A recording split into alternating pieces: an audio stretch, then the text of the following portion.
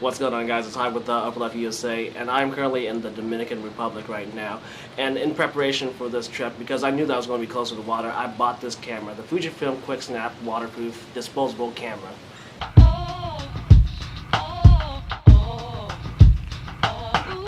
The Fujifilm QuickSnap itself is fairly simple. As you can see, it's a disposable camera encased inside a hard plastic case.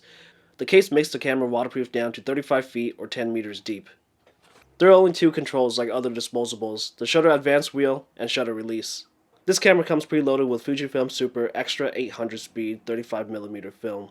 Now that we know a little bit more about the camera, let's see what it can do.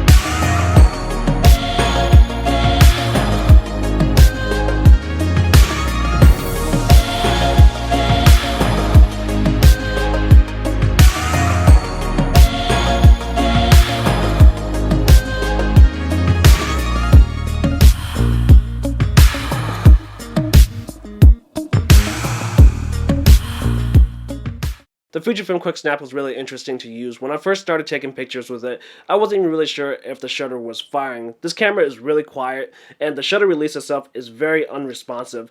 After a while, I was pretty much saying that I'm just going to fire it and hopefully it takes the pictures. As long as the shutter wheel advances and stops, you know that the shutter has fired and you've taken your picture.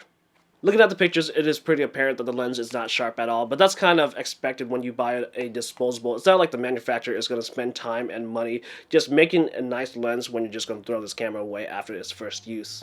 The 800 speed super extra film that comes with this camera is fairly grainy, but again, that's kind of expected when you're buying a high speed 800 speed film. But I was kind of surprised at how ineffective this film actually was in low light. As you can see in these scenarios, I was taking photos in places where there was a decent amount of light, but the photos are pretty much too dark to be actually used. This tells us that this lens has a very small aperture, and that's kind of expected when you're buying a disposable. The manufacturers are trying to maximize sharpness for people who don't really know what they're doing. But again, if these people don't know what they're doing and they try to take photos in the dark with this thing, it's going to be completely black. They're not going to know what to expect. Being that this is a waterproof camera, there's no doubt that it was intended to be taken underwater. And through my use, I found that it's held up just fine. I've submerged it, chucked it around underwater, and like I said, it's held up and I was able to process my film no problem.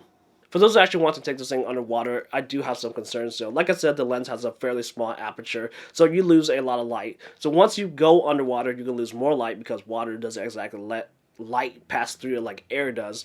So the narrow aperture is going to probably make a lot of dark photos, and that's just something that you should be aware of. Overall, this camera shouldn't really be taken too seriously. It's a disposable. It's meant to be one and done. For this trip, I was actually going to buy a Nikon S5, a more professional underwater camera, but opted against it because at this point in my career, I know that underwater photography is not really something that I know that I need to be concerned with. So this is where something like this really comes into play. It allows users to just really try it out and experiment with underwater photography, water photography on a certain day. And if they like it, they can really invest in something more. If they don't, you know, like you don't have to commit right away with something much more expensive. I personally picked this camera up for $5, and that's pretty much the price of a single roll of film. So for the price that I picked it up, I think it offers a lot of value and something fun for you to try. And if you're looking for a disposable camera or something to take underwater or something just really cheap to throw around, I'd definitely recommend this camera for you to try out. If you like this video, give me a thumbs up, share it, comment with any questions. Don't forget to subscribe. Thank you for watching. I'll see you guys next time.